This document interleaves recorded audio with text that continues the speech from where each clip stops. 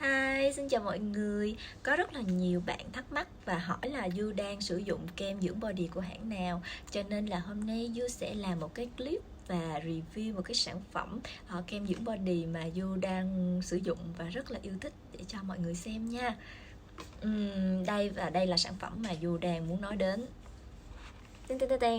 Đây là sản phẩm White Angel Body Skin Nut. Và cái sản phẩm này Du đã sử dụng rồi và đang rất là thích, cho nên là hôm nay là phải làm ngay cái clip này để review với mọi người.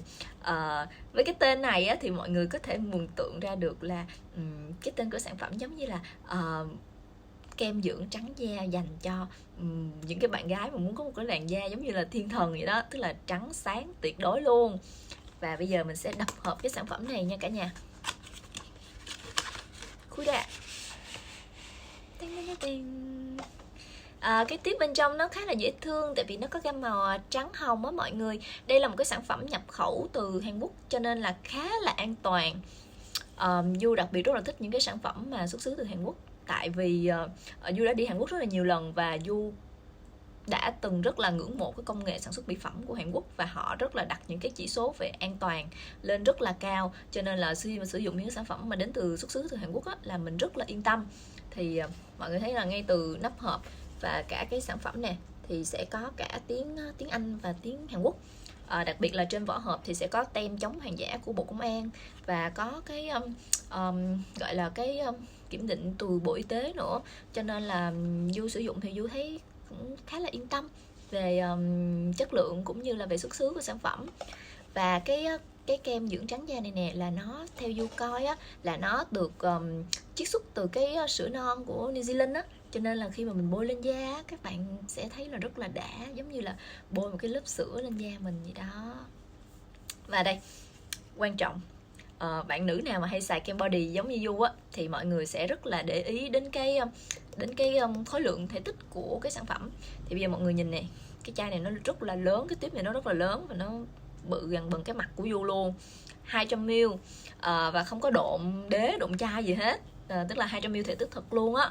Và xài thì rất là tiện. Du thấy là rất là, tôi nghĩ là 200ml này mình sẽ sử dụng được từ 2 cho đến 3 tháng luôn.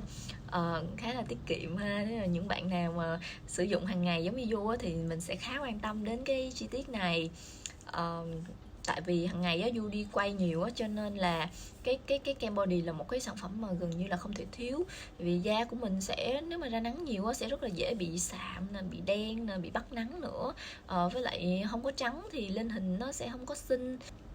Và bây giờ Du sẽ test sản phẩm cho mọi người xem, thì mọi người sẽ rất là dễ hình dung. Thì Du sẽ cho một cái lượng sản phẩm ra tay nè, thấy ha. Đây, thì bây giờ Du sẽ bôi lên tay của mình. Khi mà mọi người bôi lên á, mọi người sẽ cảm thấy giống như là ở bên trong nó có nước á, và rất là trắng, rất là mịn luôn á. Khi mà mình vừa bôi lên da là trắng bật tông, một tông thấy hẳn luôn. Thì nhiều khi mình cần đi event hay là đi đâu đó mà mình cần dưỡng trắng, cắt tóc tức thì á, thì mọi người có thể bôi ngay cái sản phẩm này. Và đặc biệt á, là sẽ không có bị lộ mấy cái vân, mấy cái thường á, mọi người biết không, có những cái sản phẩm mà kem body á, khi mà mình bôi lên da nó sẽ bị lộ rất là rõ những cái đường trắng trắng bệt bệt á. Thì đó là những cái sản phẩm kem dưỡng body bị nói chung là Du nghĩ là không có tốt. Thì cái sản phẩm này á, khi mình bôi lên da là bạn sẽ thấy nó hiệu quả rõ rệt luôn, và rất là mịn, rất là thơm nữa. Đây, bây giờ thì Du bôi sơ sơ đó, mọi người để ý kỹ mọi người sẽ thấy là thấy không, cái cánh tay bên đây của Du nó trắng hơn hẳn cái cánh tay bên đây luôn.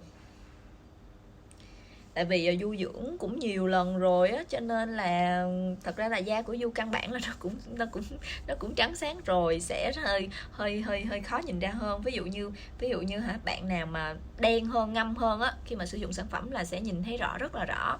Và đặc biệt của cái sản phẩm này á, là khi vừa bôi lên da như thế này nha, là bạn sẽ thấy là cái lớp kem nó sẽ thẩm thấu, và nó rất là trắng, rất là mịn, không thấy một cái đường vân gì hết. Nhưng mà theo thời gian á, thì cái sản phẩm này nó có những cái thành phần nó chiết xuất và nó giúp cho mình dưỡng trắng thật sự luôn. Du dùng cái từ dưỡng trắng thật sự là tại vì có một số sản phẩm nó sẽ đánh lừa bạn. Tức là khi bạn bôi lên da bạn vẫn thấy là da bạn trắng, nhưng mà thực chất là nó không có chất dưỡng gì hết, thì sử dụng ngày qua ngày nó không có tác dụng gì ngoài make up cho cái da body hết. Nhưng với sản phẩm của Kiznet á, thì Du thấy là nó thực sự là trắng lên thật sự. Và giống như là bản thân Du sử dụng lâu ngày đi, thì Du cũng thấy là da của mình luôn giữ được cái độ trắng, độ mịn nhất định. Và sản phẩm này thật sự là sử dụng rất là tốt luôn á mọi người. Và Du nghĩ là bạn gái nào mà yêu thích cái làn da trắng sáng thì nên sử dụng cái sản phẩm này để dưỡng hàng ngày, vì da sẽ vừa mịn vừa thơm như da em bé mà lại trắng đẹp nữa, rất là thích. Du đã review xong rồi đó mọi người. Nếu yêu thích sản phẩm thì có thể lên website để mà tìm hiểu thêm về sản phẩm này và chọn lựa cho mình một cái sản phẩm kem body thật là tốt nha. Còn bây giờ thì bye bye và hẹn mọi người ở clip review tiếp theo. Và mọi người đã nhớ cái sản phẩm trong clip này là gì chưa? Du nhắc lại một lần nữa, đó chính là Wild Angel Body Skin Nut. Mọi người nhớ nha. Bye bye.